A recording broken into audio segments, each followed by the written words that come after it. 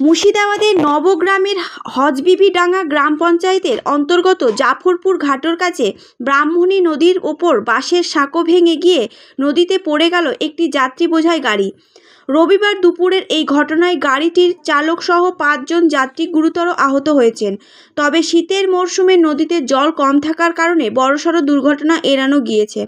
স্থানীয় সূত্রে জানা গিয়েছে, দুর্ঘটনাস্থলের কাছে ব্রাহ্মণী নদীর দুই পারে রয়েছে খড়গ্রাম থানার যাদবপুর গ্রাম এবং নবগ্রাম থানার অন্তর্গত জাফরপুর গ্রাম। বর্ষার সময় দুই গ্রামের লোকেদের যাতায়াতের অসুবিধা হয় বলে বেশ কয়েক বছর আগে যাদবপুর গ্রামের এক ব্যক্তি ব্যক্তিগত উদ্যোগে নদীর ওপর একটি বাঁশের সাঁকো বানিয়েছিলেন। ওই ব্যক্তি সাঁকো ব্যবহারকারীদের কাছ থেকে টাকা নিয়ে তাদেরকে পারাপারের অনুমতি দিতেন। গ্রামবাসীরা জানিয়েছেন, সাঁকোটি বাঁশের তৈরি হওয়ায় ওপর দিয়ে গাড়ি চলাচল নিষিদ্ধ ছিল। কেবলমাত্র পায়ে হেঁটে এবং সাইকেল নিয়ে ওই সাঁকো পারাপার হওয়া যেত। অভিযোগ, কয়েকজন ব্যক্তি টাকার বিনিময়ে ওই বাঁশের সাঁকো দিয়ে ছোট যাত্রীবাহী গাড়ি এবং টোটো চলাচলের অনুমতি দিচ্ছিলেন। রবিবার দুপুরে নবগ্রামের দিক থেকে একটি গাড়ি সাঁকোটি ব্যবহার করে যাদবপুরের দিকে যাচ্ছিল। গাড়িটি যখন সাঁকোর মাঝামাঝি জায়গায় এসে পৌঁছয়, সেই সময় ভার সহ্য না করতে পেরে সাঁকোটি ভেঙে যায় এবং গাড়িটি নদীর জলে গিয়ে পড়ে। সূত্রের খবর, ঘটনার সময় গাড়িটির ভেতরে চালক সহ কমপক্ষে ৫ জন যাত্রী ছিলেন।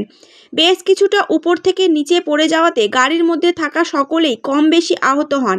স্থানীয়রা তাদের দ্রুত উদ্ধার করে নিকটবর্তী ৫ গ্রাম হাসপাতালে চিকিৎসার জন্য নিয়ে যান। নদী থেকে গাড়িটি উদ্ধারের চেষ্টা চালাচ্ছে খড়গ্রাম থানার পুলিশ। ভিডিও বসে থেকে বলে এলো ব্রিজ স্যাংশন করে দিচ্ছি, বিভিন্ন মারাল মাল পড়িয়ে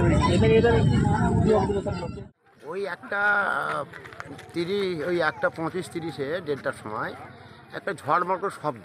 এবার ওই ভাত খেয়ে দিয়ে আমি একটা দাদির বাড়িতে আমি আরাম করি। এমনি তো হার্টের প্রবলেমের মানুষ। এবার আসছি তো সব ছুটাছুটি এবং ঝড়বড় করে ওইখানে পাক ঘুরে ওই গাড়িটা পড়ে গেল এবং 5-4টা ওই যে গাড়িতে লোক ছিল, মাদ্রাসার কালেকশান করতে এসেছিলো। বন্যা থাকলে তো ওদেরকে পাওয়া যেত না, গাড়ি সমেত হারিয়ে যেত। তো যাই হোক, এই যে যেখানে অস্থায়ী যেখানে একটা ব্রিজ, এই ব্রিজটার ব্যাপারে এর আগে কয়েকদিন আগে বিডিও সাহেব হয়তো বলেছিল যে গাড়িটা যাতে পার না হয়।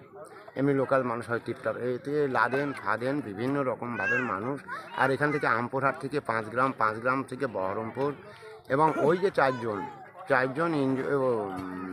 আপনার আমার এই 5 গ্রাম হসপিটাল 5 গ্রাম ভর্তি আছে। হ্যাঁ, তারপরে হয়তো মেডিকেল ইঞ্জুরি হিসাবে ফেলেছে। তাই আমি একটাই অনুরোধ করব যে এই যে পার আমাদের ঘন বস্তি এবং নুনাডাঙ্গা, ঝিল্লি, খাসপুর, আমাদের 5 গ্রাম থেকে যেটা হয় আশপাশ থেকে মানুষ বিস্তারিত যাওয়া আসা করে। তা যারা সরকারি আধিকারিক যারা আছেন তাদেরকে আমি অনুরোধ করব এই রাস্তাটার ব্যাপারে যেন লক্ষ্য থাকে এবং রাস্তাটা হয় এই ব্রিজটা, এবং কোনো পাবলিক যেন এই রকম ফুটপাতিয়া ব্যবসা জানের ওপরে যেন না করে। এবং আজ যারা 4-5টা লোক যদি শহীদ হয়ে যেত, তাদের ফ্যামিলিকেই বা দেখতো কে, তাদেরকেই বা দেখতো কে। আচ্ছা, এই জায়গাটার নাম কি? জায়গাটার নাম হচ্ছে নবগ্রাম থানা এবং হজবিডাঙ্গা অঞ্চল। গ্রামের নাম আমার জাফরপুর। আপনার নাম? আমার নাম পীরজাহান শেখ, কালু বলি। এটা হলো এই যে মারুতিটা যে আসছিল হঠাৎ মধ্যে স্থলে হড়মড় করে একবারে নদীতে পড়ে গেল ভেঙে। এই শাঁখোটা অনেক দিন থেকে হবে হচ্ছে, কিন্তু হচ্ছে না। এটা লোকাল শাঁখো, একটা মাচান পাবলিক করেছে, কিন্তু এটাই সব গাড়ি ঘোড়া নিয়ে পার হয়ে চলে যাচ্ছে। আচ্ছা, এটা কি সরকারিভাবে অনুমতি আছে এই মাচান? এটা সরকারি অনুমতি নাই।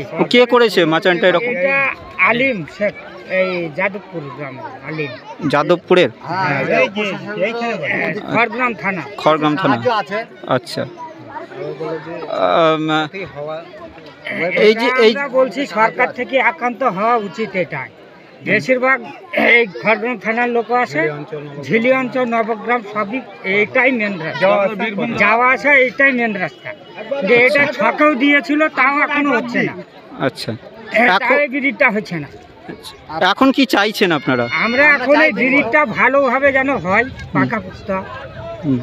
সেই রকম এটাই বলছে এটা ক্যান্সার আচ্ছা হ্যাঁ আমপুরহাট পর্যন্ত যাবে এই রাস্তায় আচ্ছা কতজন ছিল গাড়িতে? হ্যাঁ 5 জন ছিল আচ্ছা কতজন ইনজিওর হয়েছে?